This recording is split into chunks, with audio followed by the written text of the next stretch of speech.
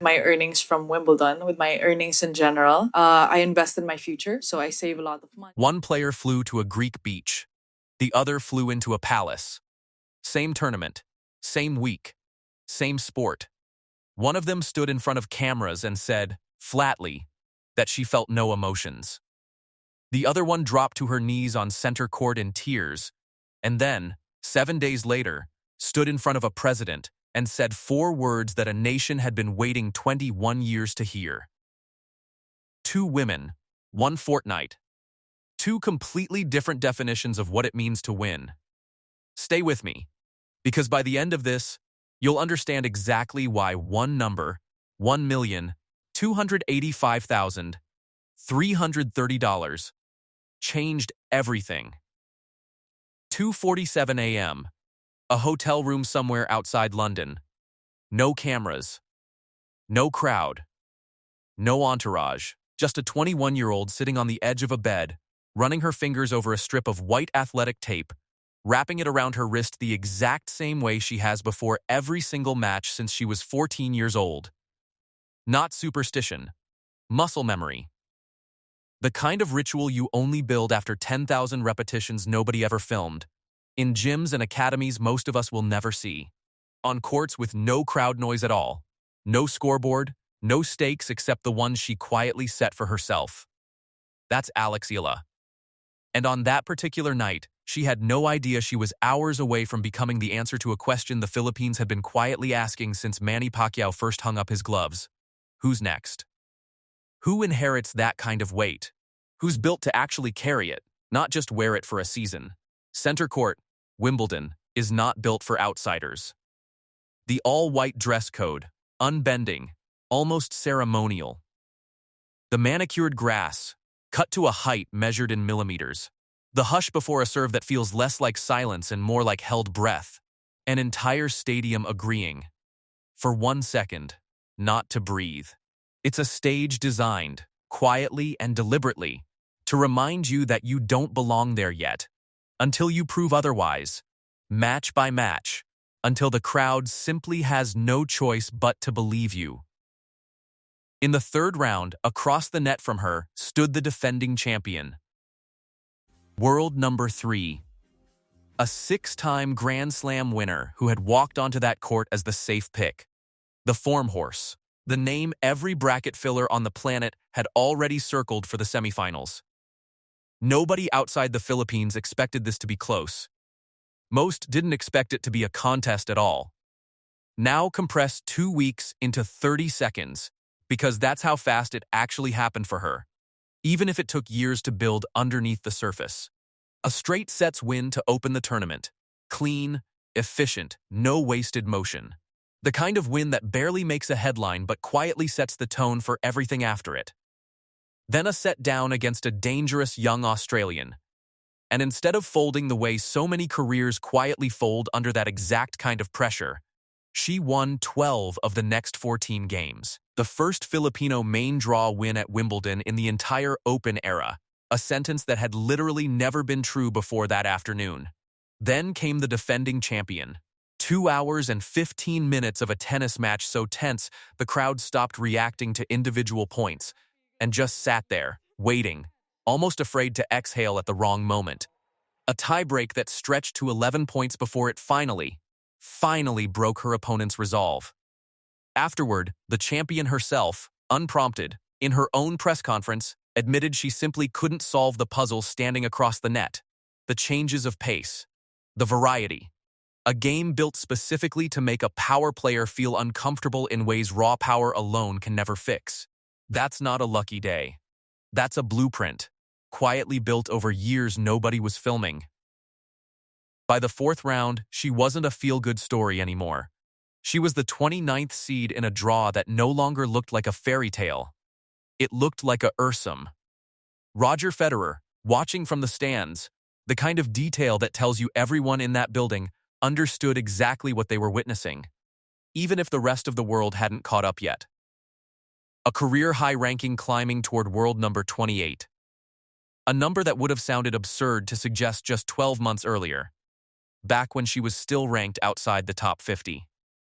And quietly, almost unnoticed by most of the tennis press that week, a figure updating in real time on the WEDA's own official website. $1,285,330. Not a rumor. Not a fan's back of the napkin math. Printed, official, career prize money, sitting right there for anyone who bothered to look closely enough. That was the peak. And in this sport, peaks always come with a bill attached, sooner or later. She lost the fourth round, 3 sets, to Jasmine Paolini, the reigning finalist from the year before, a genuinely dangerous opponent on a genuinely great day.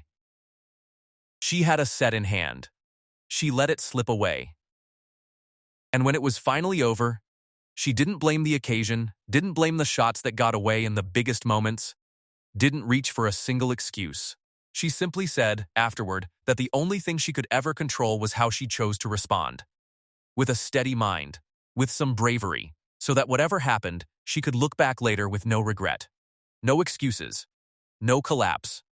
Just a better player on that particular day and a 21-year-old mature enough to say so out loud, on the biggest stage of her career, with an entire country listening on the other side of the world. Here's the part almost nobody talked about that week. That loss didn't shrink her story. It made it bigger. Because a win against the defending champion could, on its own, get filed away as an upset, a great day, a statistical outlier that gets forgotten by October when the next storyline arrives. But a mature, composed exit in the round of 16, against a Wimbledon finalist, with Roger Federer in the stands watching every point? That's not luck anymore. That's confirmation. Strangely enough, the loss is what convinced the last remaining skeptics that the win over the champion hadn't been an accident at all, that this wasn't a one-tournament fluke, but the arrival of something built to last. 7 days later, she wasn't standing on a tennis court. She was standing inside Malacanang Palace, in front of national television cameras, next to the President of the Republic of the Philippines, with her parents beside her, receiving a Presidential Citation, the same category of honor previously reserved for Manny Pacquiao, previously reserved for Olympic gold medalist Hidilyn Diaz. A country of over 110 million people had just watched a tennis result quietly turn into a piece of national identity. Live, on their television screens, in real time on a Monday night.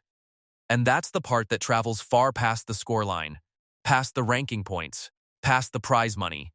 Because underneath all of it, this was never really just about a forehand. Think about every diaspora kid who's ever felt invisible in a room built for someone else's story. Every fan who stayed up until 3 in the morning their time, refreshing a scoreline they couldn't afford to watch live because of work the next day. Every parent who sent a 14-year-old daughter overseas, alone, to chase something with no guarantee attached, and then spent years quietly wondering, in private, if it had been the right call. This is their story too. It's the specific, particular ache of being told for years that you're a project, a maybe, a someday. And then watching someday actually arrive, printed on a scoreboard, in 6 figures with a comma in it, undeniable, official, permanent. Meanwhile, across that exact same fortnight, the world's top-ranked player was living a very different kind of story entirely. And it's worth pausing on. Not to mock it, but because the contrast is genuinely the whole point of this video. Aryna Sabalenka had spent all of 2026 fighting a real, legitimate battle over prize money in the sport, cutting a press conference short in protest, publicly floating the idea of a Grand Slam boycott alongside Coco Gauff, even facing pointed questions in interviews about whether the fight for fairer pay sat comfortably next to her own visible wealth. Then Wimbledon arrived, and she lost in 3 sets to Naomi Osaka. Asked afterward what she was feeling, her answer was blunt, almost clinical, no emotions. Her plan for the days that followed was simple: get away from it all, forget about tennis entirely, come back eventually in better shape. Within days, she was photographed on a beach in Greece with her fiancé, the tabloids picking up the images almost instantly, circulating within hours across half a dozen outlets. Nothing about any of that is a scandal, to be clear. She's the best player alive, by any measure. And even the very best players in the world need to disappear sometimes. Need somewhere to exhale after a brutal public loss. But it does something narratively unavoidable when you place it right next to Manila's palace ceremony. It puts two entirely different definitions of victory side by side, in the exact same week, at the exact same tournament. One player treated the tournament as a business dispute she needed to recover from. The other treated it as the opening chapter of something much bigger than herself, something that no longer belonged to her alone. She isn't finished, and that's the part that should genuinely make you impatient rather than satisfied. In just a matter of days, she opens her North American hardcourt season at the Mubadala DC Open in Washington. 2 weeks after that, Sabalenka begins defending her Cincinnati title on the very same surface. If both of them keep winning through the summer, the collision course points straight toward the US Open Series. World number 1 versus world number 28 on a hard court, with a beach and a palace sitting quietly behind both of them as backstory the announcers will absolutely bring up. That's not a hypothetical storyline anymore.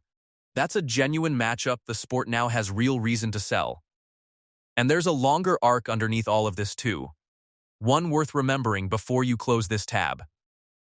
A junior US Open title back in 2022. The first Filipino ever to win one. A SEA Games gold medal in 2025. The country's first in that event since 1994. A career built almost entirely outside the traditional Grand Slam development pipeline. Because Southeast Asia simply doesn't have the feeder systems. Doesn't have a national federation writing checks the way tennis's traditional powers do. Every single dollar of that $1,285,330 was earned the hard way. Outside the system, without shortcuts. And the hard way tends to be the only way that actually lasts. Here's the truth underneath all of it. The one that doesn't need a headline to land properly. On that same July afternoon, two women made two very different choices about where to stand once the losing and the winning were finally finished being scored. One chose a beach. One chose a palace. Only one of those choices puts a 21-year-old in the exact same sentence as Manny Pacquiao. That wasn't luck. It was never luck. So here's what I genuinely want to know from you. When Eala and Sabalenka finally share a hard court together this summer, Washington, Cincinnati, or New York, who wins? And in how many sets? Put your prediction in the comments right now, before either draw even comes out. Because in a few years, when everyone on this platform already knows this name, you'll want a record of when you knew first.